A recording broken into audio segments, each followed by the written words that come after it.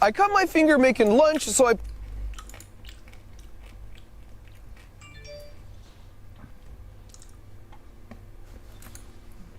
I have great news. Working LEGO Minecraft builds are coming back to this channel. Watch until the end to see what I've got planned. For functional blocks, you've already seen me build a working enchanting table. But what about a working ender chest? Is that even possible? Just wait and see. You've seen a working crafting table, but how about a working cartography table? Furnace? Shulker box? Spawner? Yep, already did those. Maybe future videos will include a working smithing table, or lodestone and compass. Maybe a working jukebox or anvil, or perhaps even TNT that actually explodes.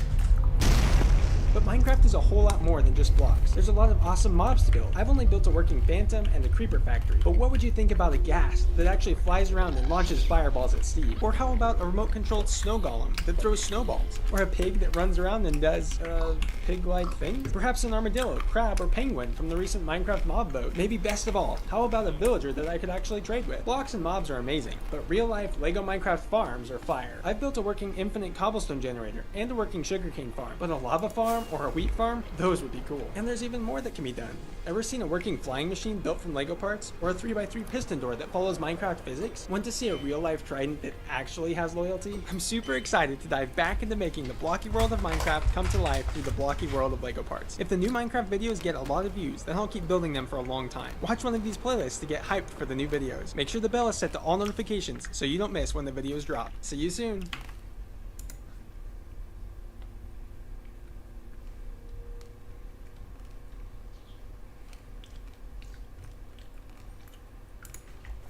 Today, we're going to be taking a look at the brand new Alex's Caves mod. From the creators of mods like Ice and Fire and Alex's Mobs, this project has had some pretty serious hype over the past year, and let me tell you, in my opinion, it lives up to it. This is one of the largest and just content-packed mods we have seen in a long time. In my opinion, roughly the size of a major Minecraft update, and by the end of this video, I can pretty much guarantee that if you have the means to do so, you're going to be well on your way to downloading this mod if you haven't already. So what makes Alex's Caves so impressive? Well, for starters, this mod adds not one, not two, not three, not four, but 5 new cave biomes to the game. But honestly, what I just said is really just scratching the surface of what this mod is. Each of these biomes are entirely unique. Some of these caves are truly closer in scale to new dimensions rather than just biomes, and instead of simply just adding a couple new blocks and maybe changing the terrain generation a bit, you're gonna get unique mobs, blocks, items, and mechanics that you will only find in that specific area. Now, the manner in which you find these caves is actually quite different than that of a vanilla biome, and that's because these caves are pretty rare. You could technically come across one of these while exploring, but honestly, even though they're quite large, the odds of this happening is low. The first thing you need to do is find yourself an underground cabin, and these themselves actually aren't that tough to find, and once you do, you should locate a barrel inside and grab yourself some cave tablets. Now head to the nearby spelunkery table, and it's time to start a slightly tedious but pretty interesting minigame. You need to guess a specific word amongst all this gibberish. However, using this handy magnifying glass, you can get some clues as to what you've guessed already. Once you've successfully completed this 3 times in a row without failing, you'll be rewarded with a cave codex. Now, simply surround the cave codex with paper and a crafting table, and you're gonna have yourself a map to the nearest specified cave. And by the way, I'd just like to mention, I love the appearance of this map. Anyway, now it's time for what's most likely gonna be a very long journey. As I said, these caves are rare, and there's a chance that this thing's gonna be thousands of blocks away. This certainly isn't a mod about sitting around in one area. You truly have to explore. And once you've finally completed this journey and can see yourself on the provided map, simply head towards the highlighted cave, which by the way on my map was kind of comically small. You can barely see it right here if I zoom in. This is what it potentially could look like. And anyway, head underground and you will soon come across the cave. And the cave I ended up coming across this time was the Toxic Caves, which immediately started irradiating me, which was fantastic. And you can potentially enter these caves without knowing anything about them whatsoever if you'd like. However, if you do want some more information, it's time to get some more cave codexes. Alex's Caves provides a cave compendium which has information on pretty much everything inside of this mod. However, you need to unlock this information, and in order to do so, you're going to use the previously mentioned cave codexes. And in order to get all the information on a particular cave type, you're going to have to get 4 of these. Once you do though, you're going to know everything about this biome, ranging from its resources to its inhabitants. All the information will be at your disposal. And at this point, you should be ready to start exploring these caves. And as I mentioned before, everything inside of it is going to be absolutely unique. You can even see here in the Toxic Caves, the environment itself just looks horrible to breathe. And there was a multitude of disgusting, awful creatures I came across, which is always fun. And you'll even discover a variety of different structures in these caves. Caves. Truly, I wasn't exaggerating when I said this is one of the biggest mods that's been released in a long time. It is absolutely loaded with content, and again, ties this all together in a way that makes each of these caves feel like its own unique world. Just take a look at how different these atmospheres can feel. Forlorn Hollows is just completely uncomfy. Abyssal Chasm might as well be Subnautica. Magnetic Caves is unlike anything I've seen before. And Primordial Caves, again, legitimately feels like another dimension. And of course, as we saw earlier, Toxic Caves is just a little foul. And overall, I would consider Alex's Caves to be a must-play mod. Just like Alex's Mobs, not only is there a ton of content, but it's also really high quality. And there's still a lot left over for you guys to discover with this mod. Really, I just overall showed you what's on the surface. And that'll do it for this video. If you'd like to give Alex's Caves a try, it'll be in the description below, along with anything else I used in this video. And let me know what you thought about the mod in the comments below, and any ideas that you think would make some cool features. And anyway, if you guys enjoyed this video, be sure to leave a like and subscribe. And until next time, thanks for watching.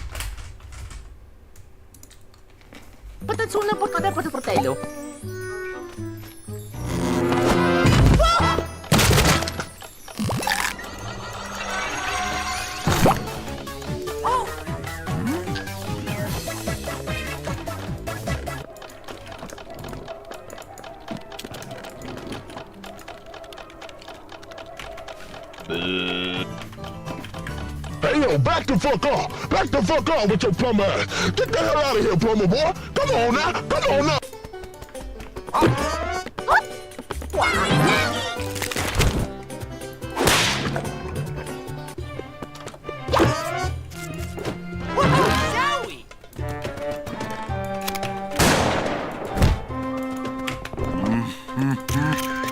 Go to that fucking pipe! Plumber boy! Go to that fucking pipe, man!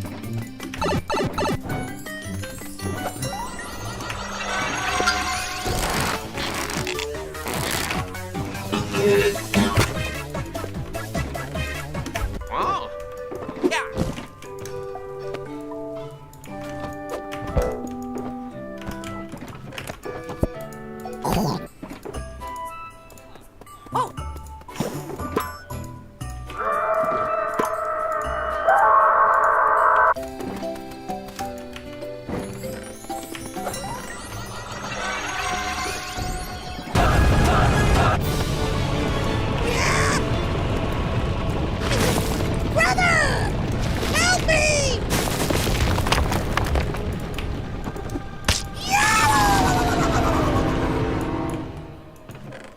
Long live the king!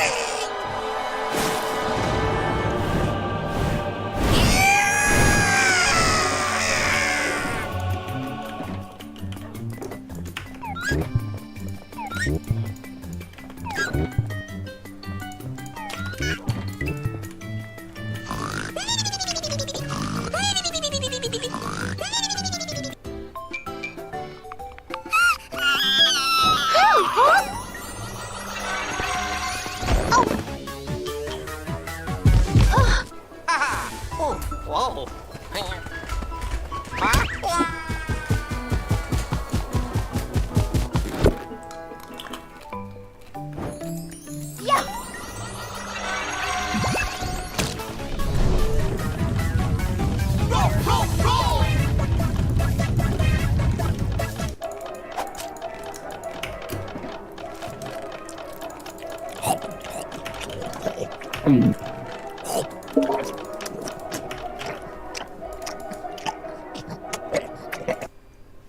Hello fellow engineers and welcome back to City Skylines 2. Now if you've been watching this channel and you've watched any of my City Skylines 1 videos, you'll know I created the engineer's dream, Engertopia. So today we're going to be recreating this. We're going to be starting a new game. Now we need to pick a map that is perfect for Engertopia. Ooh, and honestly I feel like Waterway Pass could be the one. It gives me Timberborners vibes. So of course Engertopia 2 is the name, and controversially, I'm gonna keep the theme North American, but I'm gonna drive on the left-hand side.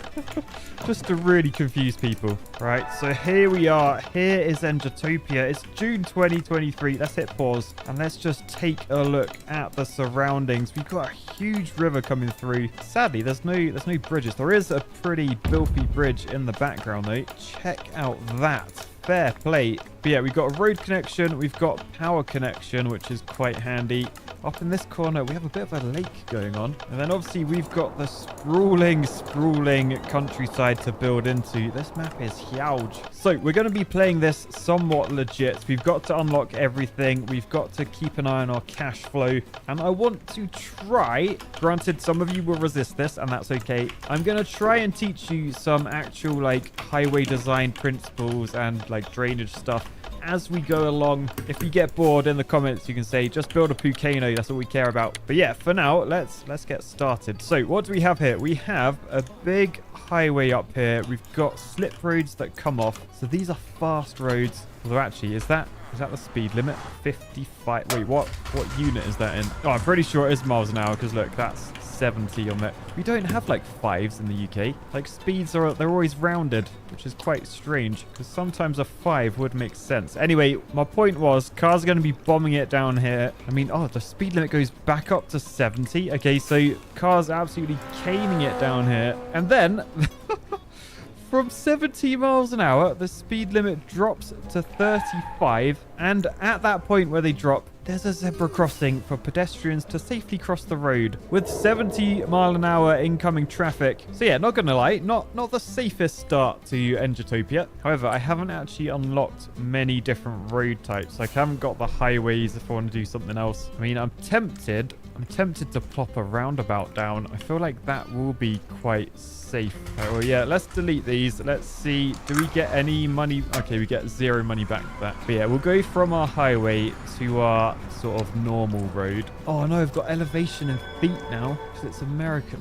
Oh man, I can't have foot. I need meters. All right, so anyway, we now drop down to 30 mile an hour. That's cool. And then I want to go onto a roundabout. Now you'll notice in real life with roundabouts, they never just like go like that. So if there's like 2 lanes of traffic coming down, you'll never see a roundabout just plopped in the middle of that. What you will see instead, hopefully, assuming the designer has designed it correctly. Here, let me just flatten this out as well first. Because by the way, we have access to these tools straight from the off and they cost nothing. So what you'll notice is before the roundabout, we'll have quite a sharp like little curve, sort of like that. And then we'll have our roundabout down here. And what that does, for anyone that's going too fast or just not paying attention, they'll be bombing it down this road. And look, they'll see, oh, there's a corner. Better slow down for the corner and go round the corner. And then, oh, there's a roundabout. And because they've already slowed down for the corner, they're already slowed down for the roundabout. Whereas before, when it was just a straight line, people could just bomb it and they would go absolutely flying over a roundabout. Just like this footage I found where someone did exactly that, which is pretty terrifying. This isn't a clip from GTA, this is real. Anyway, since this is engineering, the home of Endertopia, we are making the entrance safe. So we have done that. We then need a exit arm to get back up to that road. So we end up with something like that. That's cool, that's nice and safe. And then we're good to add our first road. Now what I want to try and do on this is be somewhat realistic. So there's sort of like a hierarchy of roads. We've got the highways which take people very fast from one point to another. There's nothing along those. We'll then have our arterial roads. Now these are sort of like the arteries. Now you want these to be as big as possible. And I mean, for now, we're sort of stuck with just a 4-lane road. But we definitely want that to happen from the main entrance to our city. And actually, I should probably think about like, where am I actually going with these? I feel like I probably want to head like down this way. And then perhaps add another roundabout. And then just send these like one over that way, one over this way. And these are going to like spread the traffic to like the places people want to be. So I probably should have done this with my other arm, but we're going to try and add that bend on. And then I'll tell you what, it'd be nice to see contours on this view, because I couldn't really tell how steep this was. We got some like divoting going on. Still, we'll take that up this way. We'll take another one over there. Actually, how's money? Oh, money's fine. What? Roads are so cheap in this game. I've spent less than 4 grand. Okay, I'm not going to complain at that. But yeah, so from above, we have our arterial roads in. We then want from those, like collector roads they're called. And basically they take the traffic from various areas to these arterial roads. In the UK, we also call them like distributor roads because they distribute people to various places. I mean, they would be sort of like a wide version of these, or maybe they would be the 4-lane roads, and then this would be like upgraded to like a 6-lane or something. Anyway, we can always upgrade those later. So I guess to start, where do I actually want to start? I don't know. Just up here might be a good spot. Now, junctions, if they're not signalized, you want to be a little bit careful about where you place them. Like, outside of a bend is pretty good. Inside of a bend, not so much. That is because as you pull up to this, you can see, like, really far. This is called your visibility display. And basically, you just got to make sure, like, nothing is in there. Whereas if our junction was on, like, this side of the road, as we look left, can you see, like, you can't really see as far. Like, imagine if there was, like, bushes or, like, trees growing in this verge. Like, you wouldn't be able to see. Like, you can't see as far. Hence, generally, junctions should go on outside of bends because you got that lovely clear view of what's coming. But if there's traffic lights, it doesn't matter too much. And actually, I've just realized what I've done. I've put in this is a one-way road. So we'll replace that with a 2-way road. There we go. So there's our traffic lights so people don't just come flying out. But that's cool. Anyway, from our distributor road, we then have the local roads. Now, the local roads are like the roads that like people live on or like where shops are and stuff. I mean, you can put them on these collector roads as well. But generally, like brand new areas this large, they don't get made in the world. Like places generally have been around for a long time, and they slowly get bigger. Roads slowly get upgraded and stuff. However, there are countries like, for example, the Middle East, where they do just spring up cities in the middle of the desert from nothing. So this sort of hierarchy does happen. And I actually helped design one in Qatar. I did 30,000 gully placements. That was fun. Gullies are like the gratings on the side of roads that collect rainwater, in case you're wondering, by the way. Anyway, we now have our distributor road. You'll notice I've put like little bends in. You might be asking yourself, particularly any Americans watching this, why haven't you just done a straight road, you idiot? Like clearly the land's pretty flat. You're not trying to dodge like anything major. What are you doing? Well, what we try and do, we try and make, at least in the UK this is, bear in mind all my road knowledge is UK-ish. For safety, we do actually try and like give roads like a bit of like variety, not just have them straight. And when you're doing like a risk assessment for like to work out like where safety barriers need to go, something like a factor that actually affects that is it just a straight road where someone could just get bored and like fall asleep or get distracted, or is there like visually stuff going on? Does the road like move a bit just to keep the brain a bit more active? In this case, it wouldn't really matter because there's literally a junction there. You're not going to turn around, like literally drive into a straight road and then instantly fall asleep. I mean, you might do. But yeah, from here we want our local roads. Now, what I was thinking of doing, I might do a grid, only because I have sort of found in this game, if I try and like keep things curvy, I get a bit too much grass going on, and I want to make this place dense. So like if I come off and go, I don't know, up to there-ish, can then grid all of that and look at all the grid space in there. That is beautiful. Yeah, and what I'm going to do, because from this junction, this is a little bit too close, I'm actually going to delete that road. Oh no, I just ripped a hole in the space-time continuum. Oh, my bad. There we go, all fixed. But yeah, we don't want junctions to be like too close to each other. So again, I've done it this way. I think it should be fine. I've just noticed actually I've built literally where the trees are. Like all this barren grassland where I could have built. Absolutely nothing there. But no, the engineer decides we got to take down some trees. Anyway, something else I really dislike is crossroads. Like particularly this one. I mean, there's no... Everyone gives... What? That's carnage. That's going to end in tears. So we either need to roundabout these up like that. Gotta love a roundabout. Or since these are like local roads, that's probably a bit excessive. So I'm better off just deleting all of that and then making my connections to the distributor road, like make them happen not at the crossroads. So we just got junction and then junction. I think that's pretty good. And also I could probably add some extra roads like up there and up there. Right, now that is our first grid area, and I think this is going to be our residential area as well. So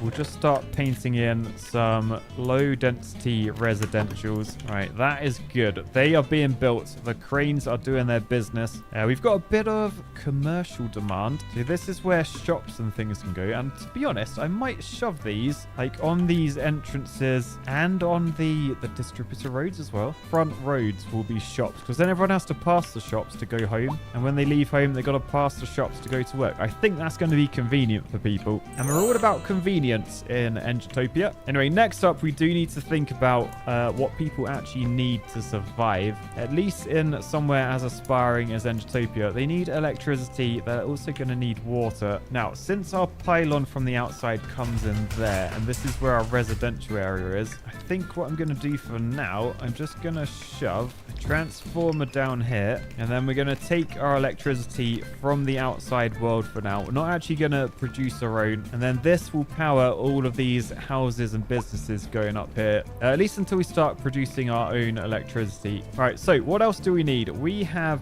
industrial demand. People need industry. Oh, whoa, whoa, whoa, whoa, whoa, whoa, whoa. People have poo and water demands. I forgot about that as well.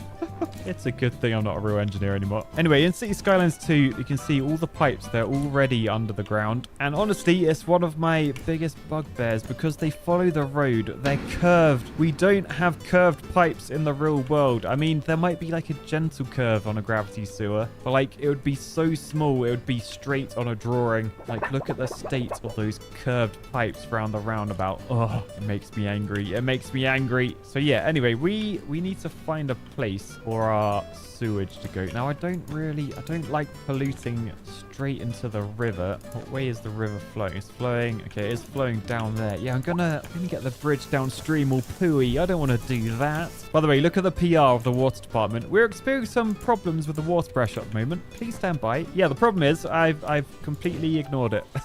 I am gonna do it. I said I wouldn't, but we are just gonna pump raw sewage straight into the river. So we'll take our sewage pipe. I mean, to be honest, I might just finish this road and then connect straight up to it. So arterial road to there, sewage pipe from there down to there. So now everyone can poo. Lovely. And yeah, I actually feel quite, oh, there it goes. There it goes. It's flowing. I do actually feel quite bad that we're polluting the river. But for now, that's just how things are going to work. Anyway, look, everyone's asking about, what about my drinking water? Well, we've got a couple of solutions. We can have a water pumping station, which we're used to from the old game. There's also water towers, which we've seen before. Yeah, these cost quite a lot to maintain, so probably not the best idea. And then we've also got this, a groundwater pumping station. So if you look on the map, there's loads of like blue blobs. They're all groundwater sources. So we could pump this groundwater and start drinking that. What does this cost? 40 grand to build and then 20 grand upkeep. And it pumps just under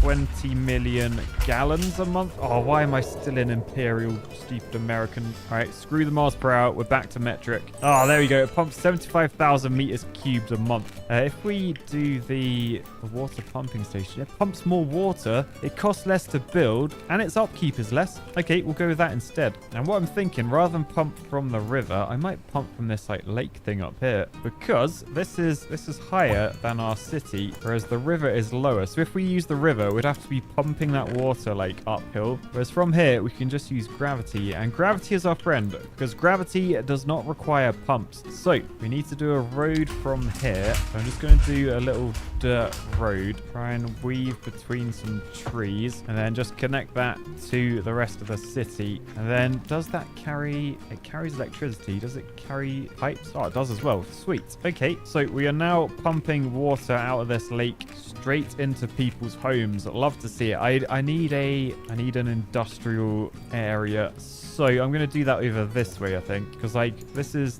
where our poo is anyway. So as before, distributor road down here, and then from this we'll have our local roads. Now what I want to try and do, you can build like keys in this game, not key EY, but QUAY. Yeah, and it's a bit finicky. If I turn off snapping completely, if if you increase the elevation slightly, we can then put like a nice little sea wall along here. And that is pretty handy, particularly as this is going to be our industrial area. It just makes things look a bit cleaner. So things are going to get dirty down here. So we got to do some connections onto this. And then we can just start zoning up with the industrial. So we're going to have that along the edge. And this is where people can work. So decent. In the meantime, have a look at all the houses. Loads of people going in. In fact, there's now loads of demand as well. So we'll keep zoning up some of these at the back. And then things are going well, except for, remember, we're not making electricity. So we are importing 800 kilowatts, which obviously is costing us some money per hour. But yeah, to be honest, I feel like this is going pretty well. You can see as people join the city, we've got the roundabout, we've got the swerve, making them slow down. Love to see it. They come along the arterial roads, decide, are you going to go live? Are you going to go to work? All these people are going to their houses. You've taken a caravan to your new house. You don't need a caravan, mate. You're not Danny Aaron's. But yeah, then they come down the distributor road and then to the local roads to get to their actual houses where they live. Okay, nice. What I'm thinking now, I do need to get a bit more XP so I can progress. So is it worth getting a small coal power plant on the go? They say small. It's huge. But I could shove one like sort of here-ish. And yeah, if I do, we're now a tiny village. So we got 600 grand. We've got some progression points. We've unlocked a load of stuff, which is cool. Oh, we've unlocked a bridge. We've unlocked a bridge. And yeah, I'm just wondering. I need 2 points to get to the incinerator. I'm not sure I'll be able to get there very quick. Not gonna lie. Oh, wow. Hang on. I didn't realize what the ground was doing here. I built this entire area on like the steepest part of the clay. Why didn't I landscape this? Landscaping's free now, Matt. I tell you what, hold fire. Oh, look at that softening. That is some decent contours. Right, okay, now we've got a bit of space around here, which means I can quite easily just grab some pylons and then bring them over this way to connect to that. And now we're making electricity and we're connected to the grid. So if we're making excess, we'll be selling that back to the grid. Look at those fumes. That is the site of progress. All right, anyway. This is like the dodgiest. Like, look at that bin. How is that bin staying there? I should probably level all of this, to be honest. Oh, why didn't I level it first? I like a challenge. That is the trouble. I do like a challenge. I mean, over that way, it does look a bit flatter. All right, anyway, we got someone complaining over here. What do you want? Waiting for a hearse. A hearse has not arrived despite one having been called quite a while ago. Oops. Let's pause. Yeah, we have people dying. We don't have any death care. So I need a cemetery. The question is, where should I put cemetery? All right, I've shoved it up here. I feel like it made sense to go somewhat close to the lake. I'm gonna be a decent person though. I'm gonna try and like plant some trees in here. Like, these only start as saplings, but these will grow. I can like shove some bushes down in front as well, just so that like when people come to the cemetery to mourn like the architects that have passed on, they're not looking up and seeing like a horrible pumping station. These trees will grow. That will be covered up. We can sit on this bench looking at the architects that didn't make it and thank the heavens that we chose engineering rather than architecture, because we get to live in a lovely place like this. Right, so the hearse should now come and take that dead person. Who actually lives here, by the way? Let's have a look. 25 Foggy Street. So residents. The 2 dogs live there. Oh no. Oh, okay. So these are the people that live there. There's Berry and Bella, the dogs. But then their owner, Erin Serrano, he's deceased. Oh no. The dogs have lost everything. The dogs are on there. What's going to happen to the dogs? Oh no, I can't hack this. This game just got dark. Where's the damn Where's the hearse? Vehicles in use 0 out of 15. What? Where are they? Oh wait, no, they're gone. No, where's Bella? Where's Berry? No. Oh, what happened to the dogs? Oh, this is upsetting me now. This is not cool. All right, anyway, let's just hit pause a sec because look, there's lots of demand. We got some medium density demand finally. So I might sort of try and fill in like some of these areas a bit more. Like if we take a road up the side of this, and this could be like a nice little medium density zone right next to the pylons and transformers, but at least they'll have good electricity. We'll then add some more low density like up the side of the cemetery like that, and a bit of medium up that edge. So I'm sort of going to try and get my medium houses to shield like the road noise from everyone else. I'm sure they won't mind. All right, then we're going to need some actual healthcare just to try and slow down the rate that people are dying. So we need a medical clinic. I feel like it makes sense to have this on the distributor road because it's going to get like a lot of through traffic. Yeah, so if I shove that there, then that should allow people to get to this fairly quickly. Yeah, I'm happy with what I've done there. All right, we've got more demand coming in. It may be worth expanding this direction,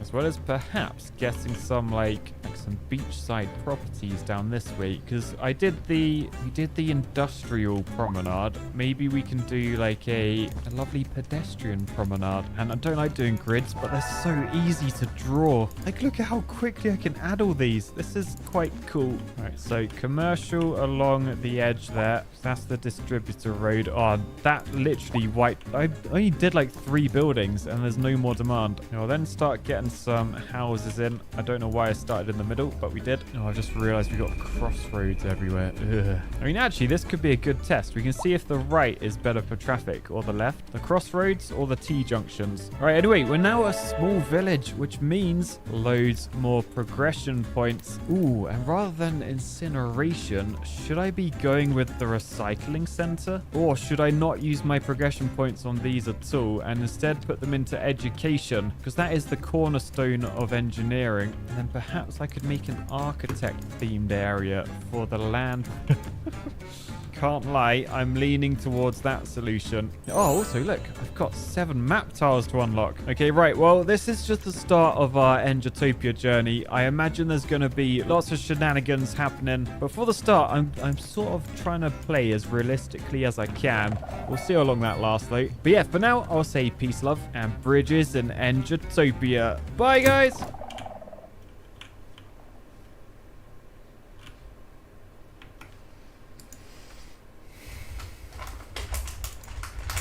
I'm addicted to autocrafters. There's just something so incredibly satisfying about chucking a bunch of raw materials into the top of a machine and then have actual components being outputted. But although this system is cool and dispensers are horrible to craft, and I will do anything in my power to automate the creation of them, this isn't how 90% of you are going to be using autocrafters. So let's try and construct some real world uses. Bulk block storage. So let's say we have an iron farm. And it is incredibly efficient. Instead of storing up all of the iron ingots, which takes massive amounts of storage, or shulker boxes, we can now store up iron blocks. Let's just build up a little water stream here with some honey blocks on the corner so that we align the items along this edge. The first thing we'd do in the case of a real iron farm is filter out all of the poppies, and then from this point forth, it will just be iron ingots. And I'm hoping that this little circuit here will convert those iron ingots into blocks. So this is just one module. I'm going to stack them up in a second. But we've got 2 lots of hoppers running into the crafter. This composter is running a signal strength of 8 into the side of this comparator, so we'll only give an output when we get a signal strength of 9 through the crafter, which means that we have got an iron block crafted.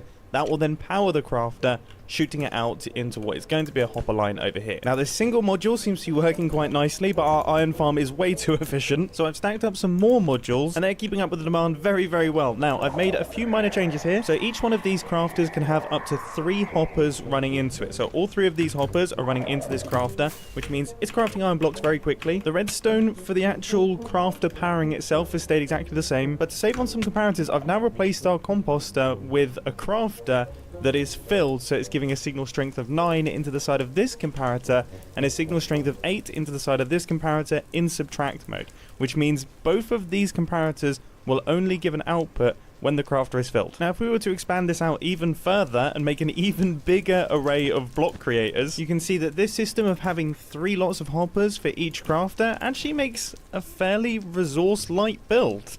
I mean, there's not many comparators involved, and there's not really that much redstone involved. There's even a giant gap of airspace. I mean, when does that happen in redstone contraptions? This thing is very, very cool. Now, just for fun, I made it as compact as possible, and I was really, really happy with this. Just as I was about to vigorously pat myself on the back, I saw it spitting out pressure plates, and now I don't want to talk about it. But all the downloads for all of the worlds in this video will be down in the description, so if you want to point and laugh at it, you can. You can also be confused by this. I mean, this is both cheaper, but also more expensive in some ways, and it's both smaller smaller and bigger in some ways. I don't know. I'm just as confused as you are, buddy. Bamboo converter. Let's say you have an incredibly efficient bamboo farm, and you want to convert those bits of bamboo into the bamboo blocks, then into bamboo planks. Well, I guess first things first, bamboo farms don't generally make use of water streams. Instead, they make use of hopper minecarts, which I've now simulated very effectively. But I think the logic behind this one should be pretty similar to the system with the iron farm. We just need to double the number of craftings. In fact, it might not just be similar, it could be exactly the same. All I have to do is blank out all of the spots in the bottom crafter, and if we switch on our bamboo farm, we should see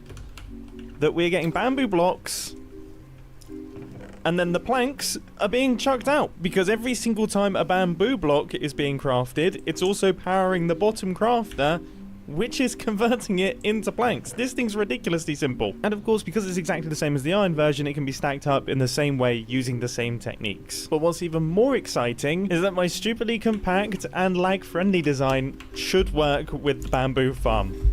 And it is ridiculously satisfying. Yes, it is functioning. Yes, look at this thing. Oh, that is so cool. I'm so glad that this is working. It's tiny, it's silent, there's no lighting updates, and to be honest, it's not even that expensive. But wait, there's more. What if you have a really big bamboo farm and you want to output to a water stream instead of a hopper line?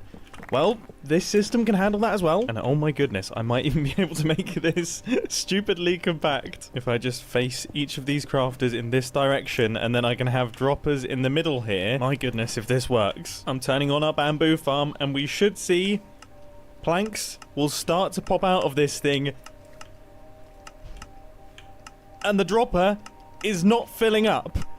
This is so good. And the reason I'm excited is because the reason that this works is the reason the iron one broke. And that is because the way that this functions is we're powering this note block with the comparator, and then the observer is detecting the powering and firing a pulse. The issue is it also detects the unpowering, so every single time this comparator turns on, we get 2 pulses through the crafter, which meant occasionally it would create pressure plates or iron nuggets.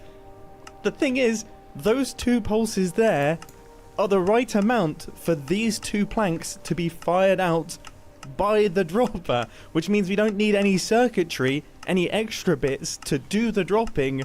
We can just do it all within the system. I didn't expect to be so excited by this, but here we are. This might be the neatest little circuit I've ever created. Anyway, let's move on to gold farms. And I gotta say, simulating this gold farm, a little bit more complicated than simulating the other ones. You know, you don't really get water streams in the nether, so I'm having to get creative here. A little bit embarrassing that didn't work first try, but we do now have a functional gold farm simulator. You can see our little gold nuggets traveling along like this. Now, of course, one of the main things with the gold farm is there's multiple drops in there. So we've got rotten flesh, and we also have non-stackable items, which means before we do anything, we actually need to filter out the gold nuggets. Just a regular overflow protected item filter should do the trick. And now we need to actually make the crafting system work. And my brain is struggling because I want to do this well. And here's the thing, all right? I think I have done it well, but it's a little bit complicated. Just after the success of the bamboo crafter, I really wanted to make something really small and compact, and this is pretty small and compact. Let's switch this thing on. I mean, it is very cool to watch work. It is a tiny bit noisy. I wish it didn't have the clicking sound, but then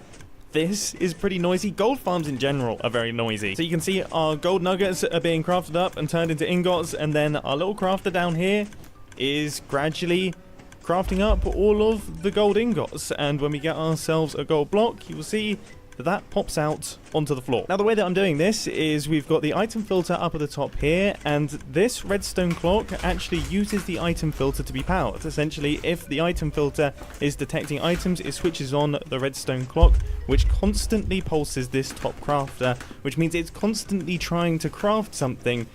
But nothing can be crafted with gold nuggets unless it's a full block. And when it is, it will be pushed down to the next crafter, and then we have the same signal strength circuit that we've used in the previous few. Except it has been modified slightly just so it fits within this footprint. It works very well and is very consistent, so let's stack it up. First thing I've done is move this piston over to avoid bud issues when they are stacked up, so now our crafter is going to output to a hopper line. As I was looking at this to copy the design and rebuild it, I noticed a bit of a mistake with my redstone. The repeater would power the redstone line that is only meant to have a signal strength of 9, giving it a signal strength of 15, but this has the unintended consequence of automatic backlog clearing.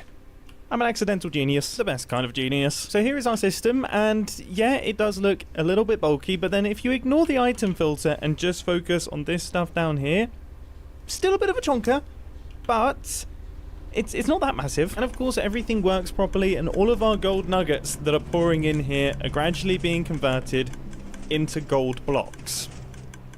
Takes a little while, you know, gold blocks, they take a while to form, but they are coming in. Remember, it takes 81 gold nuggets to create 1 gold block. So despite what this may look like, remember, this system here is making your storage system 81 times smaller.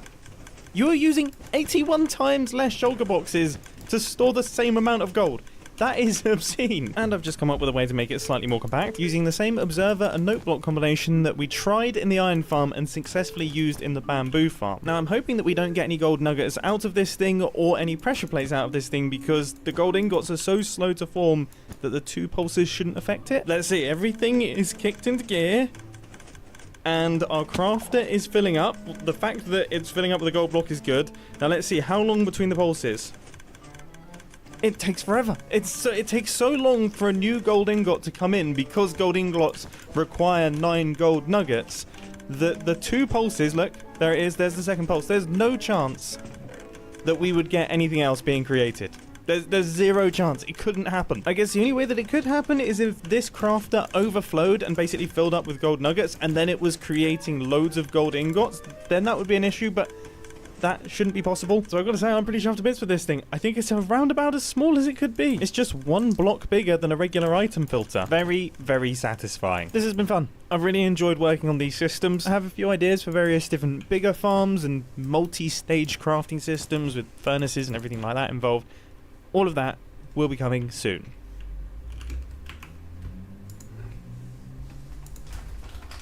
Hey guys, today we're gonna be watching the most cave. Hey guys, today Are we gonna say cave in the first 5 seconds of the video? yes. Yo, what's up, guys? Today we're watching more Amazing World of Gumball. I heard that he might be gooing in this one. Dude, And if you want us to watch more, get this video to 13,000 likes. We're streaming this on our Twitch. You can watch us react live and also subscribe to the channel for more Gumball. Don't worry, buddy. Stick with me and you'll be just fine. We'll get to that picnic area long before. I think I've seen this before. We say that every time we watch season 1. We are early 2000s kids, so we only remember watching season 1 on TV, Jack. This happens every time. Gulp. It's like a Mario ghost that, like, it chases you when you're not looking at it. I can already tell you this is a 0 out of 10 episode because they're making trees look evil. And as someone who hugs trees, I have multiple trees in my goon cave. I just find them relaxing. And you're inside of it? Well, Does take that a count shot. as kissing? Take a shot. Does that count as kissing? Bro, they pulled up to the ruins of Camp Laszlo right now. They're pissing on Laszlo's grave. The show got canceled years ago.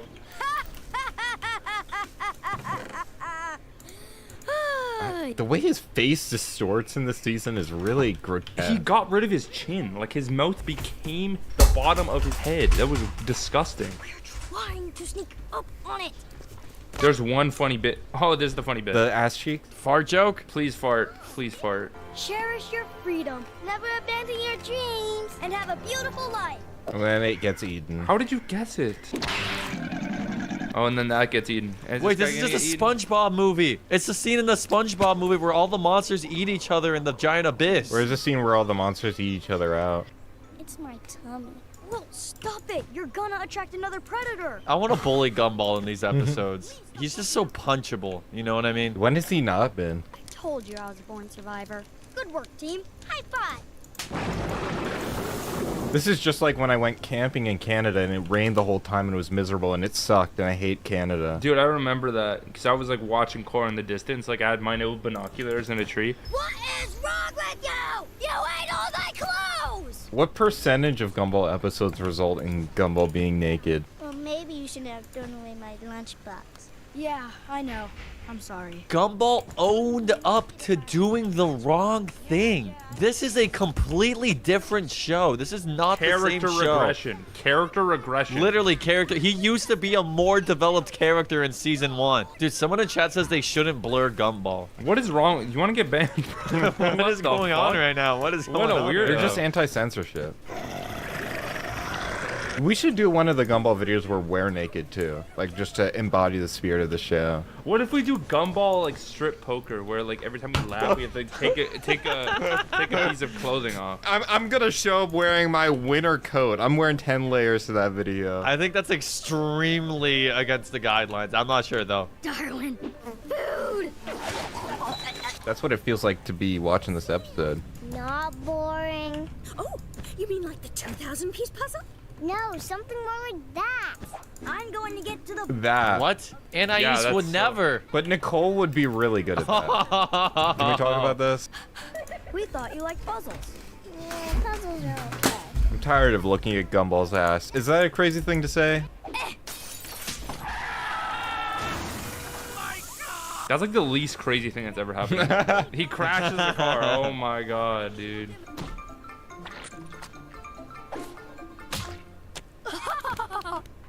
Nope, don't get it. This episode feels like a really shitty Smosh sketch. Yeah, but your self-insert is Anais. Anybody want to play fruit ball? Fruit ball is when you toss around the gayest person in the room. Thought you liked puzzles. Not anymore. I'm now fluent in the beautiful art of dumbness. This episode is sad. They had the one child out of the 3 that was actually gonna like be successful in the future, but now she is just also a lost cause. Like, Well, that's what happens when you try and do jigsaw puzzles with your fucking 4-year-old child. What shall we do today, guys? Guys? No, they don't need you anymore. They don't fucking need you anymore, Gumball. It's the amazing world of Anais now. How about you play with me? Yeah, alright. I feel like this is one of the only times we've seen like a bonding situation between Nicole and Gumball. Are you fucking kidding me right now? That's actually funny though. What the fuck? Can you tell us why we're here now? You're here to race. As you can see, I gathered the stupidest people in town. Word. Gumball should just eradicate them. If he just genocided all the dumb people, the show would be like more higher brow. He'd have to genocide himself. Yeah, he would have to do that, and ultimately we would stop watching the show. Am I able to give spoilers or not? On Gumball?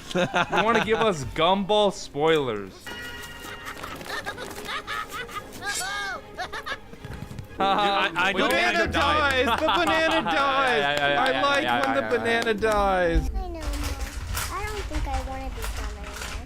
Because it hurts so bad! Nothing's funnier than a child in the hospital though. Can we talk about that? That's so true, man.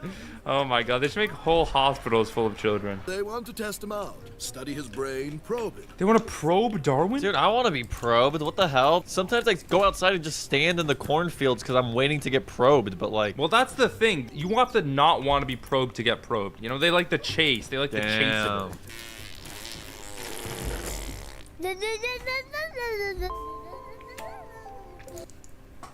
What do you know? What do you know? That is a very good chest right here.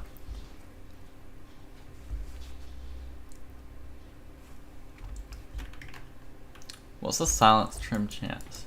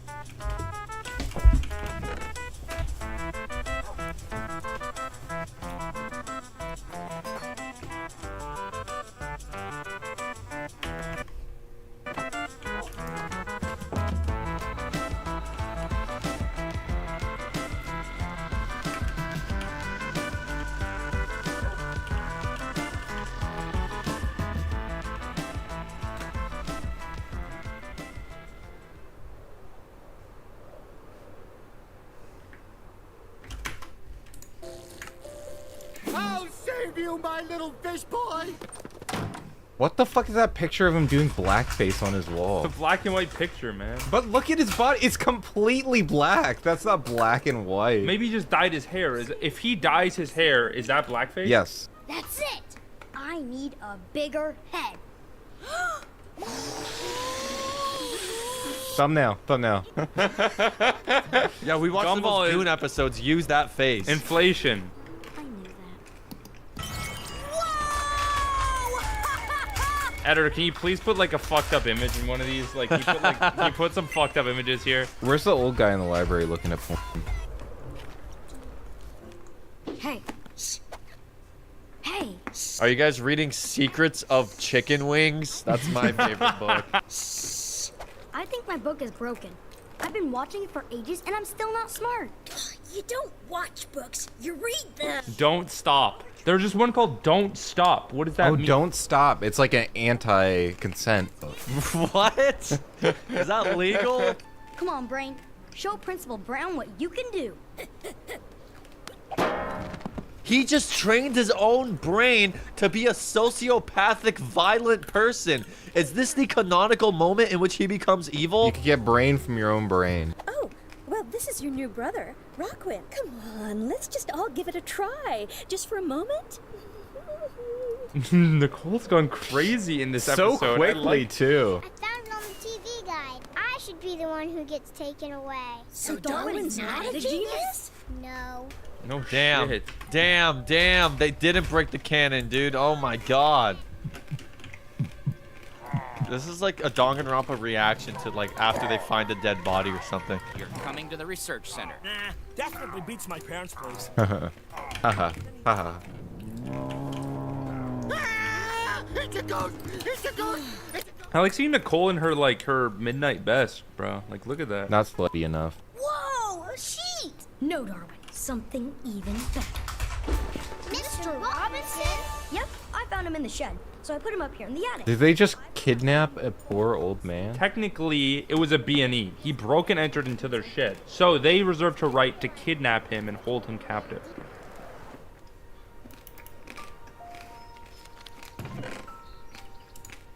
Here's my guess. I think he cheated on her. I think she walked in on him cheating on him with Nicole Watterson. That's my not theory. true though. We know that she's more evil than he is, so she's probably just he's in an abusive relationship. That's why he wanted to escape it. That's why he needed Nicole Watterson. Oh my god, you're right. Editor, put some Mr. Robinson X Nicole on the screen right now, Don't. please. It's gotta exist. Draw it if it doesn't.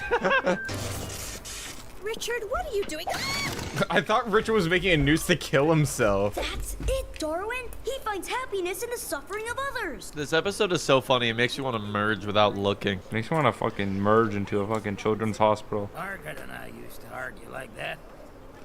Sometimes up to 6 times a day. 6 times a day they would fuck. Changing the context of it to them fucking makes that seem way funnier. Something changed. And one day she said the spark had gone.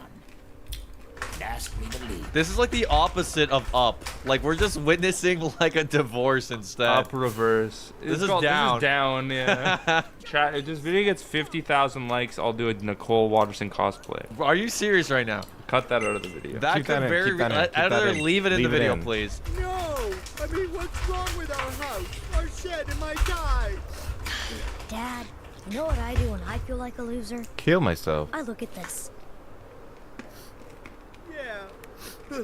I feel better now. That 100% was written to be a meme template. Like that is so obviously a meme template to like crop out and put fucking any image in there. But you have to go to school. You're kids. It's what you do. Pretty good logic there, Richard. I like that he has no set of logic for it. Male power. Did his ED pills just get in? Is it like protein powder and like Viagra at the same time? That's what the drink Prime is. It's just they That's mix what Prime in is. Viagra and like nicotine and shit. That's why they needed Logan Paul and KSI, because they both represent one side of each coin. Bless you. Thank you. Bless you, man. Editor, keep that sneeze in the video. Do a prayer now. Thank you, God, for this gumball. That feels so much better. They took fucking. He's on testosterone. He's on Why steroids. the fuck was Richard eating why was he getting testosterone supplements? Gotta sort this out. Start chewing. That is disgusting. That is disgusting. I have no other words except that is disgusting. How does Darwin just take off all of his hair? He's a fish. And it's back. And we're back. It's back. We're back. It's back. Cartoon logic. It's literally already back. Oh my god, this is awesome. This is a cool transformation. Say we need a little time to think about it. Because we're men. Because this is just now that we're men too. They plagiarized. Just copied it. Plagiarism. They just plagiarism. copied it. Good. Okay. So looking at your track I love the music cue. The music cue really sells makes it the for joke me. funnier. Dude, you look like a Mexican wrestler. I'm not a man, and neither are you. Gumball's not a man. So that's transcoding for both of them, is what you're saying. Ah, you found my supplements, but they're empty. Can someone... I like how big Anais She's is. bigger than both of them put together. Yes? Are you too bald? Baby! Are you really the man she deserves? Yo! Oh, he's insecure about himself. Aww. He should be, quite frankly. It says on the box that the effect wears off after a week. At least that pyramid scheme will be more reliable. You know there are different types of intelligence? Yeah. I don't think you have any of them. I don't get it. Exactly. Oh, come on! Oh, she's in the handicapped club. Well, everyone in Elmore is so stupid that being intelligent is a handicap.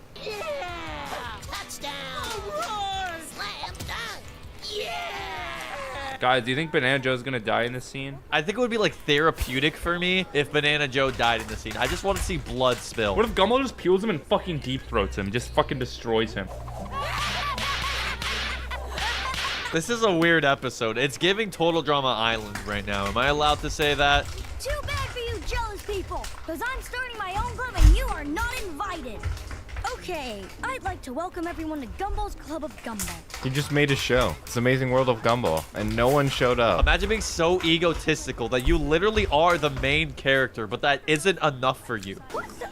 We are the answer to your prayers. Let me introduce you to... Oh no, the losers. Don't go with the nerds. The people who are too no. lame for D&D. Oh, great. Now the nerds are bullying me. I guess you want me to deal with this on my own. No. When someone picks a fight with one of us, they pick a fight with all of us. What? Are you gonna go beat up these children? I'm out of control.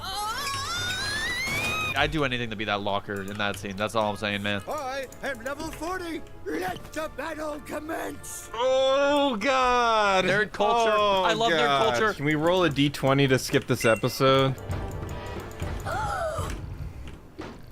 The structure of this episode, it's like a One-Piece fight. Look, Anais has got this one. She's like Sanji. She's about to use her legs to beat him. Harlem Shake. She's in the Harlem Shake. Numa, yeah. I'm just trying to make this as dated as physically possible. Do the Harlem Shake. Do it. Do the Harlem Shake. This is an annoying orange beta version. This looks exactly. This is like the same quality. Knife. Knife? Are we referencing annoying orange? Have we gone that low? Is that where we're at? Well, that's my reputation. I don't like the block animation here. It's fucking lazy.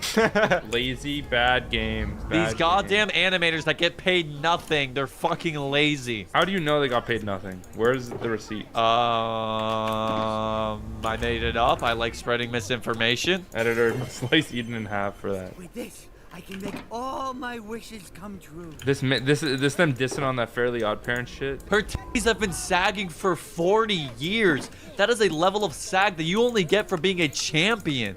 You mean it's a fraud? Yeah, it's a fraud. Just like his dad who left him and doesn't love him. You see, paternal love isn't magic, son. You have to learn that. The Glizzy Gladiator! Did you see that? He didn't even chew once.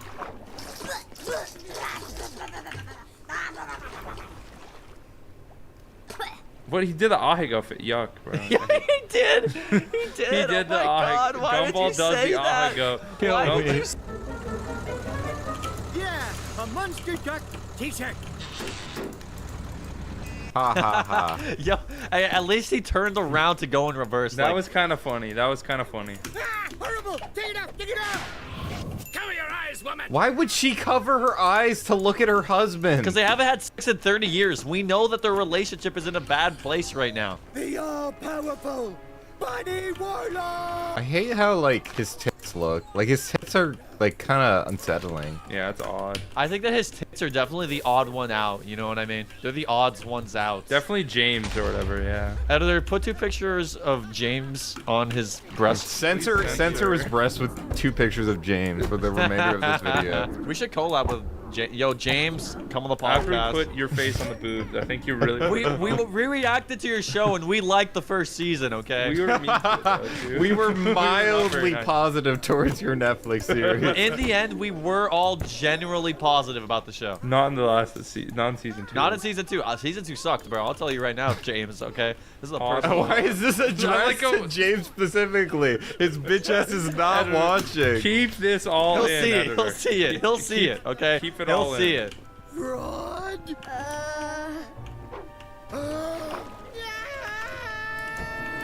That's the end of the episode. That's how you fucking ended the episode. Are you serious? No, it's not over yet. It's not over yet. I wish he didn't have that ridiculous haircut. I wish I hadn't said that. Ha ha ha ha ha ha ha ha! And if you guys want Core to go even more crazier because we're watching mid Gumball episodes, then get this video to 14,000 likes. Alejandro Paredes, Atomic Leon, Bento, Kamlu, Cosmic Vega, Crystal Bunny, Daryl Herb, Diane Stoke, Frozen Spaghetti, Gabriel Granados, Gub Stargazer, Gummy Brainrot, Jonas Now Jonason, Helio, iPig, Brett Hand, Isaiah Alford, Kamui, Night VDB, Leaf, Lilac Moon, My Artistry, Master Nate, Matthew Byers, Solomon Grayler, Native 5, Nick, Obama Gaming, Omega Waffles, Rain, Steven Sancheese, Sunny D, Kieran Sills, Toast, Ultimate Parson, Bell Explicit.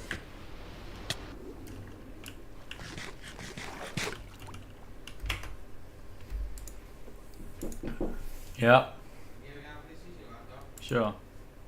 Yes. So this is back at my first job. My first job was at Kroger. What was that? I'm gonna hit so you can unlock it. Yeah.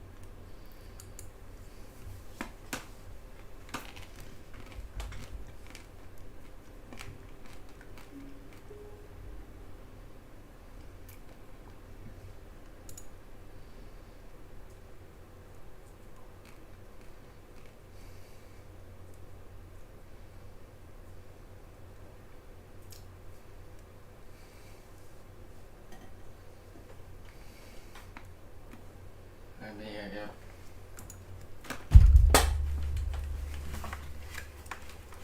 Huh.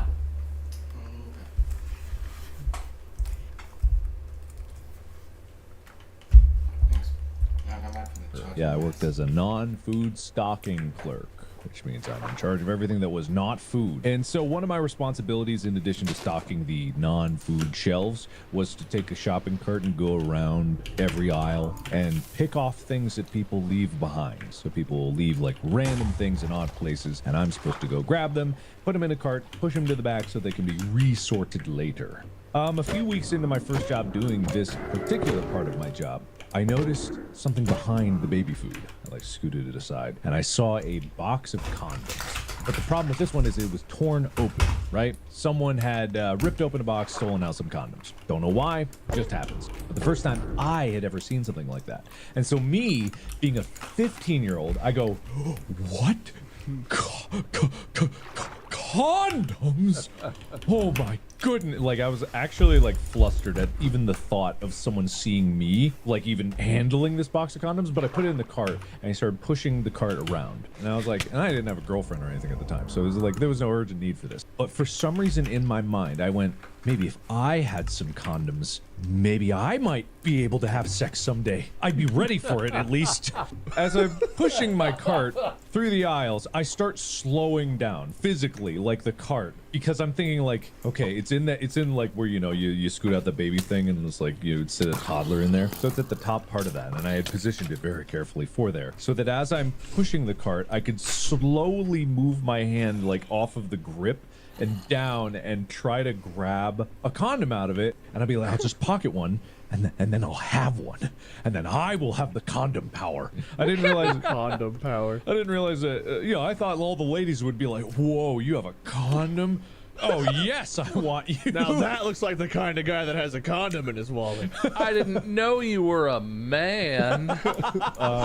So I reach into the box eventually after moving to a snail's pace because I knew they had cameras and they watch. I felt like every camera was gonna look at me as soon as I started making my move, so I had to move very slowly. And I reach in and I'm like, I'll just pull out one. And then I ran into the first problem, which condoms are in a roll of perforated string, and I couldn't do this one-handed, especially considering it's a small box and I'm trying to like stick my hand in. There's not enough room, so I'm panicking. I'm like sweating. So I bail. I remove my hand from it. I'm like, there's no way I can do this. I can't. It's not here amongst the green beans. No way. I couldn't. And I pushed the cart around it, and then eventually I made it back to the place. If you probably have seen it in grocery stores where there's just a random cart with a bunch of bullshit in it by the back door. That's where I would put it because then they would take it back and they would store it. So don't laugh like that ever.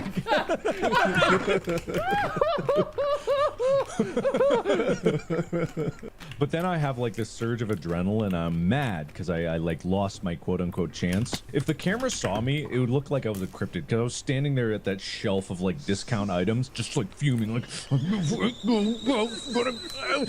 and then in a flurry of motion I like reach my hand and rip off one as fast as I can and then shove it in my pocket, and I just stomped away. I stomped and I sat at the makeup counter and I just stood there and I sat there. And I didn't finish the job I was doing. I didn't finish collecting all the shit. I didn't stock any shelf, and I just sat there for like 30 minutes as my heart was like, I did it. I went down a rabbit hole in my own mind of imagining ways you'd get out of that. Like he walked up and you were just like, I'm just counting them to see how many were stolen. Several are missing. Or like the manager comes up behind you and it's like, hey, what are you doing? And you're like, you put your left hand in and you put your left hand out. Like, I was just using this box to play this game. Yeah. What are you doing? Here's the little balloon animal. Look, this is a doggy. Look, it's a snake. What are you doing? I have recreated how the thief did it. He put his hand in the box and then took the condoms out. We should give this information to the police. I'm glad you're here. You're just in time. So that's how I got my first condom. Trust me, they went unused.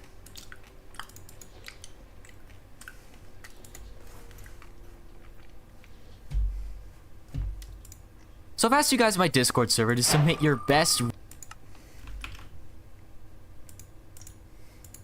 redstone for me to react to. And I'm not gonna lie, this video kinda has it all. We've got mini games, we've got piston doors, we have piston doors built in Geometry Dash. So enough waiting, let's see what you guys have sent me. So this first build I've been told is some kind of sculpt drawing tablet kind of thing, and here's the Discord message, as always, of the person who made it, and I think it is powered by snowballs. So if we just put a snowball there, oh, there we go, it lights up the pixel, so we can just go ham and make a line. Let's see, let's make a big A. You know, if you squint, it does look like the letter A. So this next one I've been told is a boss fight, and it was made in a snapshot, and there's already a pressure plate here. Set your respawn point in the bed, grab a bow, jump in the cauldron, and press the button. Made by Pixel Yeti YT with only redstone. I guess these command blocks are just for like settings. So we're sleeping in the bed. Grab a bow? Do we get arrows, or it doesn't say anything about arrows? Okay, I guess we just jump in here and press the button. Dude, this is a boss fight. So let's see. Oh, how do I play them? Oh, the arrows get dispensed. Wait, so what am I shooting? What am I shooting? Oh my god. Okay. Wait, what do I shoot? Wait, what do I shoot? What do I shoot? Okay, so we have to like shoot these like emerald blocks, I think? Does that take away his health? Oh my god, wait, how does that work? Oh wow, okay. Calm down. Oh, I died. If I stay here. I'm screwed. Okay, let's see. Kill it. What happens if it kills? What? Do I win? What happens? Oh, this goes down. Oh shit. Oh boy. So what is going on here? So there's a skulk sensor in each corner that kind of trying to track where you are. And that just determines like where the TNT spawns. Okay. That's pretty neat. Oh my god, we just have heads on a pedestal. So this is like the closed version. So let's do this one first just to see what the door looks like. Oh, it's kind of like... That's a funky animation. It kind of does like the lightning rods one at a time, and then the entire center opens in sync. Let's see what the closing is. Boom, boom, and then boom, all in sync. Let's see this thing in like with all the pistons now. So one. So I think it's supposed to be a spiral pattern. Okay, so it has like a double piston extender here that pushes another double piston extender to push the center, so that's really funky. Let's see if I can show it from the back. There we go. And then it does that, and then that top double is just this part up here. So this one is Redstone Pong. Now, I've made Pong like quite a while ago, and okay, we spawn in a nice little room. So I think he said the right one starts it? Okay, does it go left or right first? Oh, shoot, it's gonna hit my paddle. There we go, bong, see? Oh, I might have to move it up. Let's see, come on, move up in time. There we go. I wanna see what happens if you lose. I think this should be a losing case. Let's see. Oh, yep, it just went ding, ding, ding, ding. It chooses an X coordinate, chooses a Y coordinate, and I guess it just like adds or subtracts it depending on what the last wall it bounced off of. So I guess if it was bouncing off the top, it would start subtracting the Y, so it would go down. So this is a piston door, a 4x4 hipster. This looks tiny, bro. This is tiny. Let's see if it's like fast or not. Boom.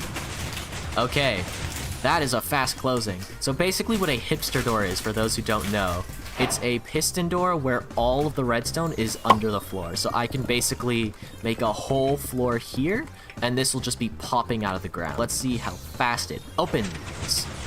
So 1, okay, 2. Okay, so this is actually like decently fast. And then there's the 3rd layer, and the 4th layer. And it will go all the way to the bottom. Come on, almost there, almost there. And it's done. Now this is a fast sorting system. Are there instructions on how to use it though? That's the real question. Oh, Crafty's optic blaster. Oh, okay, I see. So if I take all the yellow ones, do I have to push the button? I don't know. So if I just like, oh, I'm gonna take all these yellow shulker boxes and put them in here, and maybe some green ones, and you know, maybe some blue ones. So let's see if all the yellow ones are empty. All the yellow ones are empty. And then all the lime ones are empty. Yeah, no. Okay, all the blue ones are empty. I just push this button. Let's see how fast it goes. Oh, what the? What is this? Floating about. Oh my god, what am I following, bro? What is this? Dude, what are these doing? Oh, that's a really cool little scaffolding trick. Anything in the yellow. Oh, we're getting yellow. We're getting yellow now. See what it looks like when it's fast. The game is lagging now because I got the TPS really high. Oh my goodness. This is a funky sorting system. I don't understand. There's so much going on. Like, oh my god. I'm just move on to the next build. I'm gonna quit as it's running. So this person claims that they made the internet in Minecraft. Enter the number and district you want to send to. So enter your 10-bit messages, press send, wait, and done. That sounds simple. Oh my god, this is a big world.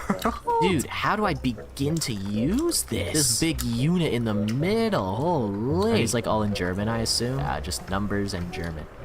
The two most complicated things on this planet. So let's do 15 and we send it to 16. Why not? Okay, so 16. So that's the number. And then the district should be 2, right? No, district 1. Okay. And then we send district 1. Let's send 3 as the number. So just 2 and 1. I press that. And hopefully these things are right next to each other, so it should be faster, I hope. If it works, it's awesome. I'm pretty sure it does work, but it either takes a long time or, I don't know. One more thing I'm gonna do before I leave this world. I'm gonna set the TPS to super duper high speed. Oh, wait. Look, we got it. So this is 15, and I sent the number 3, and it sent over to 16. So it says who it's from, so it's from number 15 District 1.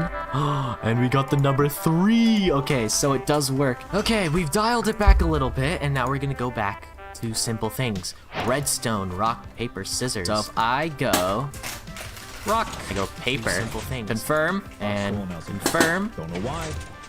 This side should have gotten, okay, an emerald, and this side, nothing. Let's do it again, let's do it again. Scissors. Scissors. Confirm. And confirm.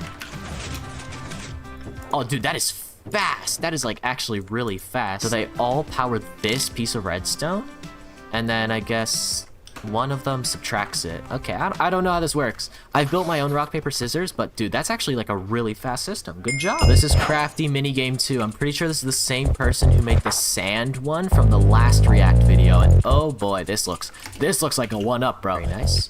Just chuck it in there. And there's our ender pearl. Okay, I guess we just go in. Oh, it's my face again. Look at that. Dude, is that my face again? You blended me. Do I need to stay in the off area or the on? 5 till 8. No, wait. Give me 1 second.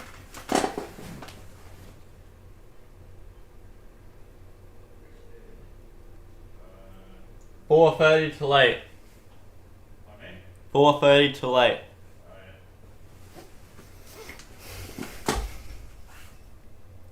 Area. Okay, I stay in the off area. There we go. How does it choose the floor? Oh my god, that is extremely difficult. Oh. Oh my god. You know what this needs? This needs like a point system. I need like stakes. Also, if this is... Oh, okay. Yep. There we go. It ended. Let's look at the redstone. Oh my goodness. What the heck is this? Oh, they are randomizers. Yeah, some of them are... Okay, some of them are non-stackables, some of them are stackables. Okay, so it is a randomizer. I'm just stupid. Okay, that's a really cool minigame. The recording has officially reached the 1 hour and 1 minute mark. That is concerning of how much I have to edit this down. Simon! Here we go. I was waiting for this. There is a Simon on Java Edition, which is this one. There's also a Simon in Bedrock Edition made by Space Fun. This one, I forgot who it's made by, so I'll just put up the Discord message. But these two are gonna feud, just like how in the last video, the two post offices feud. The feud in this video is gonna be Simon. So let's see who Simon is better, Java versus Bedrock. So let's just press the wooden button, I guess.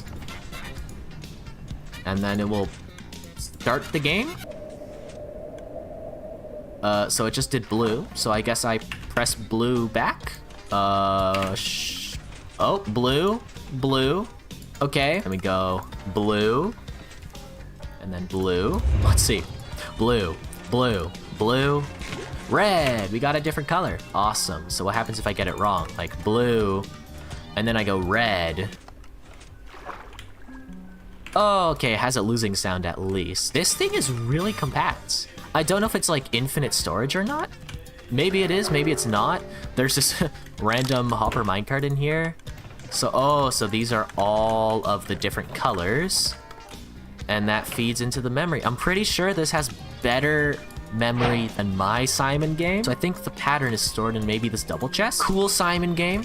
Excited to see the Bedrock one and see how these two things compare. Now this one's a bit of a callback because this door, a version of this door, actually appeared in my very first reacting to Redstone series. Not the last video, but the original Team C's video. Technically this is faster, so let's look at this. I love these doors so much. It's made by Lum, Soul, and Timmerman, and this is loud. I'm wondering how loud it's gonna be in the recording. And opening, boom. Ooh, that's hot. Let's look at that again. Awesome. Opening. Awesome. And then here's the transparent version. Does it have sand? Oh, it does have concrete like the last one. I want to see this in slow motion, bro. Boom. In it goes. Oh my god, look at that. Oh, the sides are not sync. Oh my goodness, the sides are not synchronized. This is unbelievable. Let's look at the opening. Let's see what this looks like in slow motion. And boom. Oh my god. Boom. Boom. All of that in sync. And then finally, boom. All of that in sync. Dude, I love fast piston doors. Fast piston doors are some of the greatest Minecraft things like in the world. Now, this guy describes it as an iron golem dispenser, so I assume this is the finished version. Lots of glass. Let's see what the book says. To rain golems into the void, pull the multi-golem mayhem lever and let it run until you don't want any more. Let's just spawn a bunch of golems. Dude, the little dings are so funny. Okay, I'm gonna set it to like 50 so I can see better what's happening. Oh my god. What is happening, bro? So the pumpkins are in here. Oh my god. What the heck? Oh, and then the flying machine gets to the end. Dude. Oh, this guy tuned these note blocks for sure. And this one goes all the way up. Let's see what this part looks like. It goes all the way down. And then this part comes in. It goes here, and then how do these get refilled? Oh, and then oh my god. And then it just takes away the little chunks of the cube. Look, it just pushes. Oh my god. Dude, this is so silly. So this one is from a good friend, Arman, and this is a Connect 4 game. Let's see. Press the wood button to place your pieces in each column. When you reset, you should fly underneath to watch the sorting happen. It's your favorite part. I will definitely be watching that. So, I guess we do this. And there we go. We get our red piece in there. And I guess, let's push this again. And we should get our yellow piece down there. And then I go over here. And I get a red piece again. Oh my god. And then I go over here. And put a yellow piece on top of the red piece again. And I'm gonna do the silly 3 trick against yellow. Yellow can't block me anymore. He's gonna go over here and be like, aha, I'm gonna block you. And then red's gonna be like, aha, I can go on the other side. But then he misclicks and he goes here instead. And he's like, oh, I've realized my mistake. What am I gonna do? And then yellow, in retaliation, he blocks the other side of red. And therefore, he can't get a horizontal 4. Why am I commentating over this? How are you gonna sort? Like, how are you gonna sort concrete? They're essentially the same block, right? What is like the system down here? I don't know. I actually just don't know. Let's just see what happens. How does this sort?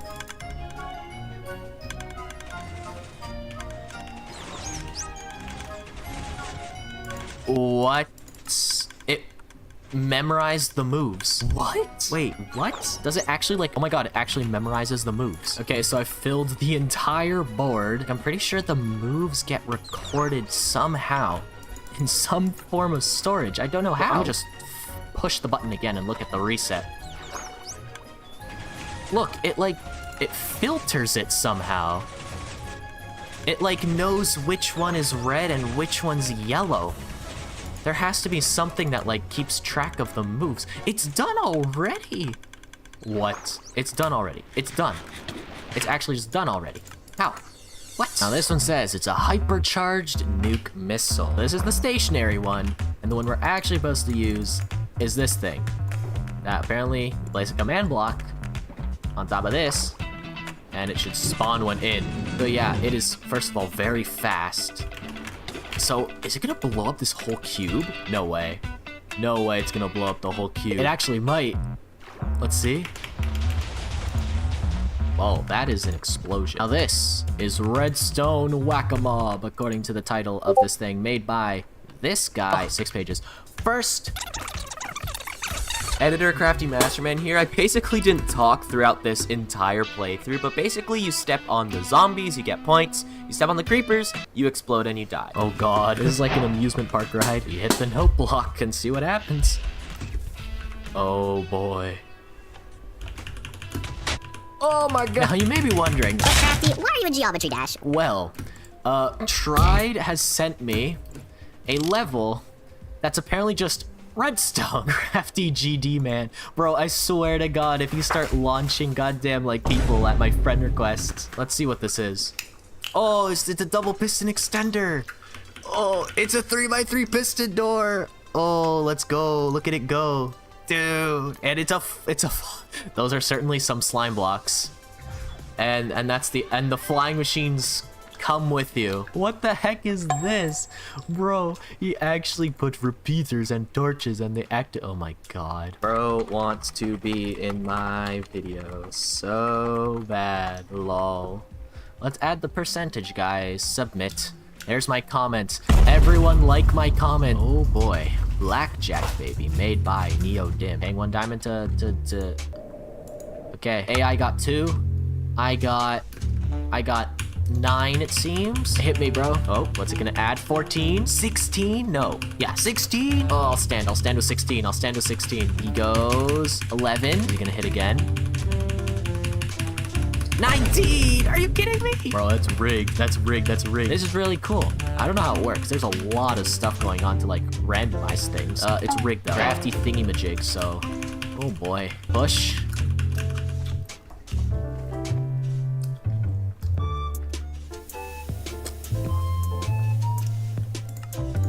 What the heck is this? Endless rainbow.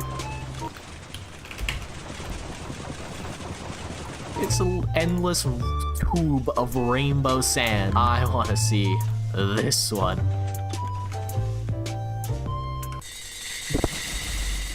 Dude, that sound. A bedrock piston door. I forgot who made it. Pull up the Discord message. That's the person who made it. So I think this is a 5x5. Let's see it work. Please tell me it works. Okay, it closes. Thank God. Let's see it opening. Let's see it opening. Boom. Yo, that's sick. Bedrock, like, fast doors are all about, like, efficiency.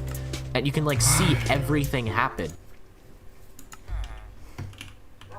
What the fuck am I supposed to do about that shit?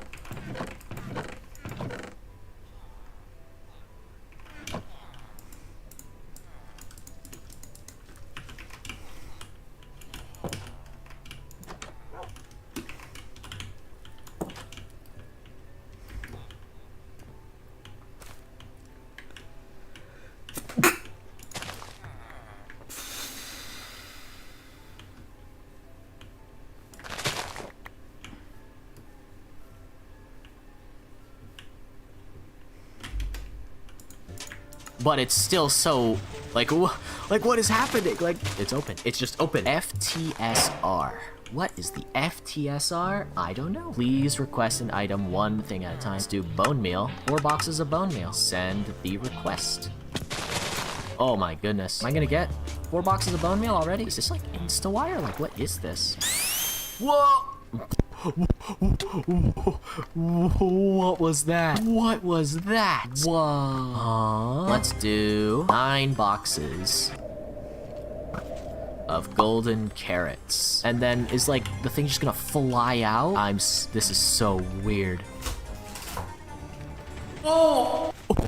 What is that? Now this is the build I think a lot of you have been waiting for. We've got Space Fun 101 again, creator of the Spot It from last video. And now we have the Bedrock version of Simon. We saw the Java version earlier, and my God, this is compact.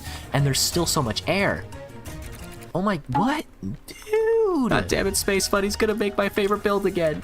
Dude, this is so insane. So enough fanboying about the redstone. Let's just start the game and see how this works. So I think the top section is where the colors are going to appear. Okay, so it's blue first. So we hit the blue. And yeah, okay. So now we move on to the next round. Blue. Okay, blue twice. Okay, interesting. So blue. Blue. Okay, next round. Blue, blue, red. Dude, there's a lot of sounds happening in the back of this thing. So blue, blue, and then red. Okay, next round we're gonna fail and see how it resets. Okay, so I'm gonna put in yellow instead and just see what happens.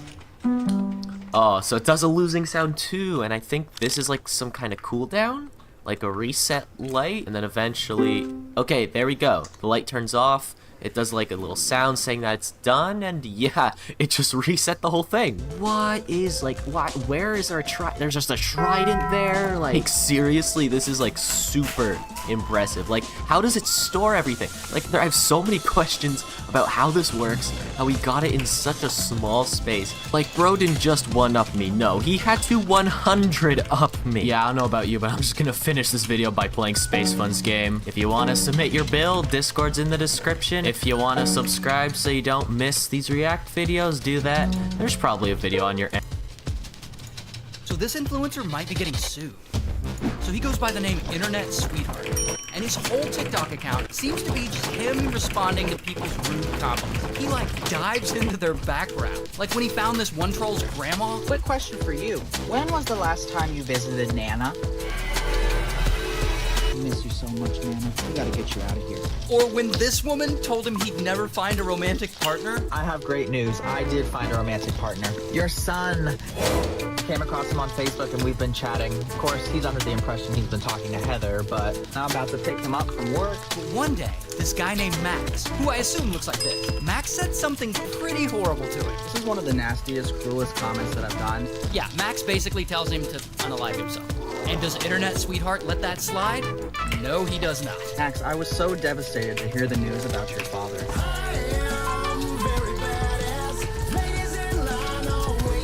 That video blows up and people lose their minds. This is the most savage thing. This was a fucking goat. But Max, he doesn't think that's funny, and he leaves a comment threatening to sue him. And they go back and forth a few times, but then look at this. This seemingly conservative guy calls Internet Sweetheart feminine. So Internet Sweetheart responds by getting this tattooed on him. Then, I guess conservative guy got so mad, he responds while like at a furniture store. You have 24 hours to remove that tattoo or I will be seeking legal action. Quit your online trolling of me. It also looks like this person, and I don't know if there's a separate person, they sent him a letter of intent to sue for $100,000 for defamation of character through social media and troll tattoos. I didn't even know you could sue for troll tattoos. I've only had this account for 4 days now, and already like 5 people are suing me. But if I were a betting man, I would bet that most of these are just empty threats and that none of these lawsuits are gonna go through.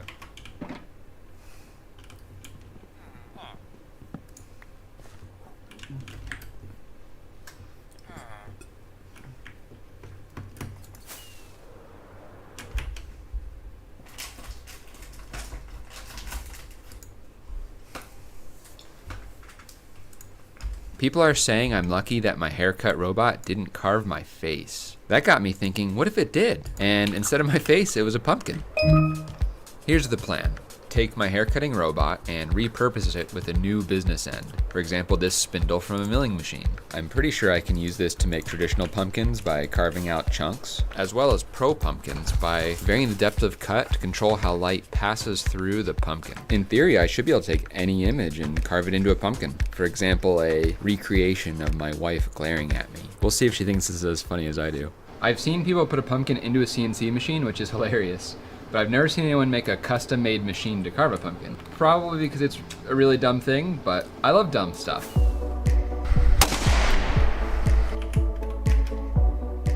If you haven't seen my haircut robot, I'll link the video here. It's basically a 5-axis CNC machine with a special end that can cut my hair. I'm going to remove the haircutting attachment and replace it with this milling spindle. But before that, there's just a couple issues to fix with the haircut robot. I'm going to make a few select modifications so that it can stand up to the rigors of CNC milling. So we barely even started and my master plan has already fallen apart. I got into the CAD and one thing led to another, and the only part left of the robot is the big circular bearing. Have you ever seen where someone finds a really old airplane underwater from World War II or something, and then they restore it, and it's all new parts except for like one piece from the original aircraft? This reminds me of that. I should also point out that this is an awful way to make a CNC machine. Even though I stiffened it up, this design is very floppy. It's not too late to build it another way. Alright, let's just build it. I'm gonna reuse all the electronics, which is nice. Making this robot uses all the tools. It's got machining, 3D printing. This is a Form 3, it makes incredible parts. It's got lathe work, welding, laser cutting, this is new, CNC routing with the always awesome 24R. You might be thinking this is some ancient religious symbol. It's actually a new giant gear for rotating the entire cutting head. As usual, there's lots of plasma cutting. The only problem is that my plasma cutter is broken. Hey wife, Yeah. I have great news. I need to get another plasma cutter. How many plasma cutters do you need? It's easy. Yeah, I just need... one more, I know. So, is that a yes? I can't even keep track of all your tools. I'm gonna take that as yes. Oh, and I'm gonna need you to park your car in the driveway. What? Thanks. I know just who to call. Hey Siri, ask Tormach if they'd like to work with me again. Tormach says sure. If you follow my channel, you know that my plasma cutter is like my baby. And you might be wondering why I would replace my baby with someone else's baby. Well, their baby's better. It's called the Tormach 1300 PL, and it's hot off the presses. If you have no idea what a plasma cutter is, they are awesome. They make a high current arc of electricity between a torch and whatever you want to obliterate, similar to a TIG welder, except there's a high speed flow of gas overlapping with the arc. This makes the gas super hot and ionized, which is why it's called a plasma cutter. The super hot gas coming out of the tip is like a juggernaut. Nothing can stop it. It cuts through steel like butter. I mainly use this to cut out sheet metal patterns that I bend and weld like origami to very quickly and cheaply make structures. So here's why their baby's better. It has ClearPath stepper motors, which are really good. These are what I used in my basketball robot. It uses PathPilot control, which is great. And it's the same software on all my other CNC machines. It has presets. This is so simple, but such a time saver. And it isn't constantly broken. All I gotta do is get it horizontal, get the legs installed, and some side panels, connect up the electronics, and we're in business. It has this tray full of coolant which catches most of the metal smoke. You really don't want to breathe it. The blue coolant isn't the only thing that looks like a toilet. That's how you know it's working. Check out this sliding water table. It makes it possible to cut pipes and big stuff. I am so excited to have this in my arsenal. Now that that's built, let's make some pumpkins. Alright, we finally have a pumpkin carving machine. It has all the degrees of freedom to move anywhere on the pumpkin, at least in theory. The robot can't actually do anything yet. I have to write software for it. You are so useless right now. Your mom is useless. Making the robot is only a small part of the work. You can think of it as the appetizer. The real meat is the software. Here's the basic workflow that I'm going for. I'd like to be able to draw a picture, or maybe take a photo off the internet, and cut that into a random pumpkin. The rough plan is to put a pumpkin into the robot, measure where it is with a special tool in the robot, take the picture that I want and somehow map it onto the scanned pumpkin shape, then convert that into a series of moves that the robot will dutifully execute, with the result being my picture cut into the pumpkin. Let's talk about mapping a 2D image onto a pumpkin. There's actually no way to do this. Something has to give. Either have to fold the paper or stretch it. I am far from the first person to run into this problem. In fact, it's been driving flat earthers and cartographers crazy for centuries, because the Earth is no oblate spheroid. What did you just call me? To solve my image wrapping problem, I'm going to steal a technique all the way back from 1569 called the Mercator projection. It's a way to unwrap a sphere onto a piece of paper or vice versa. It was invented for maps. This is good for this project because when you convert from paper to sphere, vertical lines will stay oriented to longitude lines, and horizontal lines will stay parallel to latitude lines. This isn't necessarily true for other ways of mapping spheres to planes, but it's important for my memes to look good. The main downside of Mercator is that things get squished at the poles because that's where all the longitude lines come together. Here's what the Earth looks like on a Mercator projection, and this is what the actual size of the land masses are. I'm okay with this because I plan to do most of my carving away from the poles of the pumpkin. Like many STEM topics, trying to read Wikipedia to understand a Mercator projection is a great way to feel inadequate. Maybe that's just me, I'm not sure. Here's how it works. Imagine that I put my sphere inside